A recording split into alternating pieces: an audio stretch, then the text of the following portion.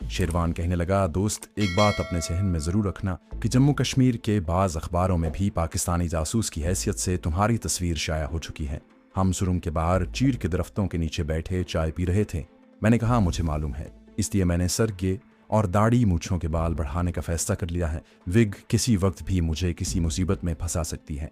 अच्छा फैसला किया है, मगर उस वक्त तक तुम्हें विग लगाए बगैर बाहर नहीं जाना होगा। मैं अगर गया भी तो साधुओं वाले हुलिये में ही जाऊंगा।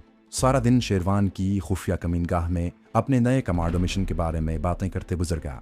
कमरुद्दीन बट मुंह अंधेरे किसी वक्त नेहरू इंटरोगेशन सेंटर के बारे में सुराग रसानी करने जम्मू की तरफ निकल गया था। कमांडो शेरवान ने अपने एक खास आदमी को ब्रिगेडियर राम अवतार के बारे में तमाम मालूमात हासिल करने के लिए भी श्रीनगर शहर की तरफ रवाना कर दिया था। ये आदमी शाम को वापस आया। ब्रिगेडियर राम अवतार के बारे में जो मालूमात फराहम करके लाया, उनके मुताबिक ब्रिगेडियर राम अवतार अपनी कोठी में एक अर्दली और 3 मुलाजिमों के साथ बिल्कुल अकेला रहता था। वो अपनी ड्यूटी का सख्त पाबंद था। सिवाय हफ्ते की रात के उसकी तमाम शामें फौजी मेस में अपने 2-3 फौजी अफसर दोस्तों के साथ पीने पिलाने में गुजरती थी। वो फौजी मेस की अकबी बालकनी में शराब की महफिल सजाते थे। फौजी मेस में एक भी मुलाजिम मुसलमान नहीं था। किसी मुसलमान को फौजी मेस के बार रूम में दाखिल होने की इजाज़त नहीं थी। छोटा मोटा सामान खुर्दोनोश सप्लाई करने वाले देहाती कश्मीरी मुसलमानों को फौजी मेस के गेट से अंदर नहीं जाने दिया जाता था।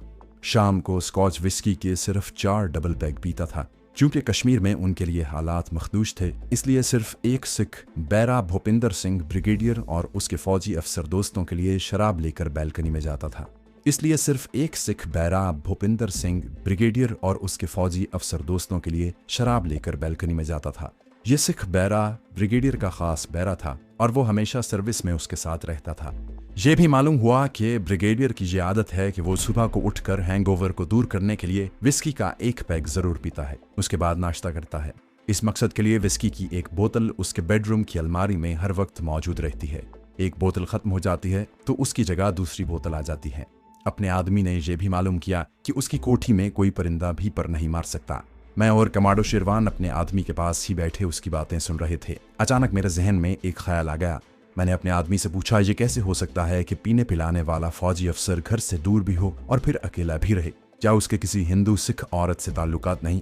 क्या वो खुद कभी किसी औरत के पास नहीं जाता? वो आदमी कहने लगा, ये मैं आपको कल पता करके बताऊंगा। बात वहीं खत्म हो गई। अपना आदमी चला गया। शेरवान कहने लगा, अगर उसके किसी औरत से ताल्लुकात भी होंगे तो तुम्हें इससे क्या हासिल हो जाएगा? मैंने हंसकर कहा, कमांडो शेरवान, तुम एक पाकबाज मुजाहिद कमांडो हो। मैंने घाट घाट का पानी पिया है। मैं इतना जानता हूं कि औरत मर्द की सबसे बड़ी कमजोरी होती है। वो कहीं मार नहीं खाता, मगर औरत से मार खा जाता है। बाकी मैं तुम्हें अपने आदमी की रिपोर्ट मिल जाने के बाद बताऊंगा। कमांडो शेरवान ज़ेर लब मुस्कुराने लगा। मैंने कहा, शेरवान, एक बात अभी तक तय है कि हम फौजी मेस में ब्रिगेडियर की हलाकत की कमांडो कार्रवाई नहीं कर सकते। उसके खास बैरे भूपिंदर सिंह को भी इतनी जल्दी अपने साथ नहीं मिला सकते। वहां हम कोई बम भी प्लांट नहीं कर सकते। तुमने खुद मुझे बताया था कि फौजी मेस के बाहर पूरी फौजी प्लेटून पहरे पर मौजूद रहती है। और फिर यह कोई इतना बड़ा मिशन भी नहीं है। अगर जहां गोला बारूद और असलहे का जखीरा उड़ाना होता तो हम हर किस्म का खतरा मोल लेकर उसे उड़ा भी सकते थे। सिर्फ एक आदमी को हलाक करना है जो हमारे काबू में नहीं आ रहा। मेरे दिमाग में एक मंसूबा आ गया। अपने सुराग रसां को मतलूबा सुराग रसानी करके आ लेने दो। दूसरी ये बात भी हमें कभी फरामोश नहीं करनी चाहिए कि हम सिर्फ एक आदमी को हलाक करने की कोशिश में अपने मुजाहिदीन की जिंदगी खतरे में नहीं डाल सकते। तुम फिक्र न करो, तुम्हारे इस कमीने ब्रिगेडियर राम अवतार के लिए मैं अकेला ही काफी हूँ। वो रात और दूसरा दिन भी गुजर गया। दूसरे दिन रात के 10 बजे के करीब जब मैं और कमांडो शेरवान इशा की नमाज पढ़ने के बाद गार के अंदर बैठे सब्ज चाय पीते हुए बातें कर रहे थे तो एक मुजाहिद ने आकर खबर दी कि अपना आदमी आ गया है। कमांडो शेरवान ने उसे अंदर बुला लिया। वो अस्सलाम वालेकुम कहकर हमारे पास सफ पर बैठ गया। कहने लगा, ब्रिगेडियर राम अवतार को हफ्ते की रात को एक औरत मिलने आती है, बल्कि लाई जाती है। ये औरत हफ्ते की रात उसके पास ही रहती है और सुबह होने से पहले उसे गाड़ी में बिठाकर वापस भेज दिया जाता है। इस औरत का नाम पद्मावती है। ये श्रीनगर के शुमाल में एक बस्ती में रहती है। इस औरत के खावत का लकड़ी का टाल है। औरत बड़ी फैशनेबल है। इसकी शादी को 12 साल हो गए हैं मगर औलाद से महरूम है। वो मंदिरों और मुसलमान बुजुर्गों की मज़ारों पर भी जाकर औलाद के लिए चढ़ावे चढ़ाती है और मन्नतें मानती है। खामद ज़्यादा उम्र का है, औरत जवान है और उसे नए नए फैशन करने का शौक है। इसी वजह से ब्रिगेडियर राम अवतार से उसके ताल्लुकात हो गए हैं। ब्रिगेडियर की एक गाड़ी खुफिया तौर पर रात के 10-11 बजे एक कस्बे के बाहर जाकर खड़ी हो जाती है। पद्मावती चादर लपेटे आती है और गाड़ी में बैठ जाती है। इसी तरह पिछले पहर भी गाड़ी पद्मावती को ब्रिगेडियर के बंगले से अंधेरे में लेकर वापस उसके घर पर छोड़ जाती है। सबको इसकी खबर है, मगर ब्रिगेडियर के डर के मारे कोई जबान नहीं खोलता। पद्मावती के बूढ़े खामद को भी पता है, मगर वो खामोश हो गया है। वो भी भारतीय फौजी अफसर से डरता है और कुछ बोल नहीं सकता। मैंने अपने जासूस का एक एक लफ्ज बड़े गौर से सुना। जब वो अपनी बात खत्म कर चुका तो मैंने उससे पूछा, क्या तुमने पद्मावती का मकान देखा है? वो बोला, हाँ, मैं उसका मकान देख कर आया हूँ। मैंने शिरवान से कहा, मुझे कागज का टुकड़ा और बॉल पॉइंट पेंसिल देना। कमांडो शिरवान ने संदूकची में से बॉल पॉइंट पेंसिल और कॉपी निकाल कर मेरी तरफ बढ़ाई। हंसकर बोला, क्या कोई जादू टोना करने का इरादा है? मैंने भी मुस्कुराते हुए कहा, यहाँ जादू टोने से ही काम चलेगा। मैंने कॉपी में से सफेद कागज का टुकड़ा काटा और उस पर हिंदी में 3 बार ओम ओम ओम लिखा।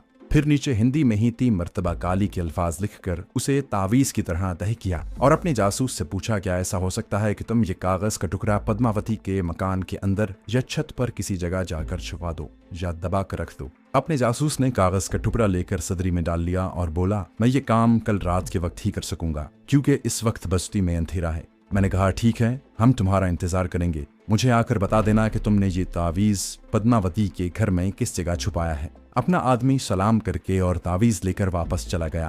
कमांडो शिरवान के लबों पर हल्की मुस्कुराहट थी। कहने लगा, तुम्हारी स्कीम कुछ मेरी समझ में आ गई है। मैंने कहा, जहां ताकत से काम न चले वहां हिकमत अमली से काम लेना पड़ता है। मुझे यकीन है कि हम अपना टारगेट मार लेंगे। दूसरा दिन और दूसरी रात भी गुजर गई।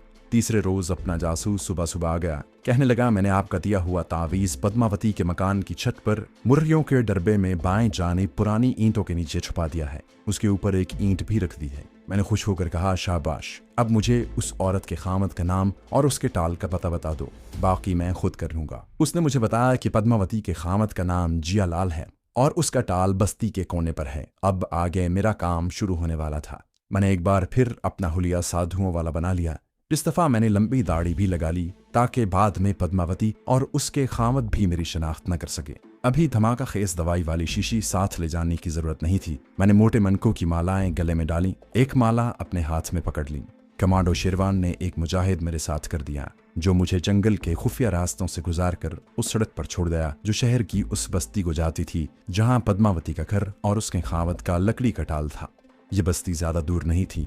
मैं सड़क के किनारे किनारे चलता बस्ती में पहुंच गया। मैंने पाँव में वान की बनी हुई चप्पल पहन रखी थी, जो कश्मीरी मजदूर पहना करते हैं। आरामदेह भी होती है और उसकी वजह से पाँव में कंकरें और पत्थर नहीं चुभते। मैं हरिओम हरिओम का जाप करता बस्ती के शुमाल की तरफ गया।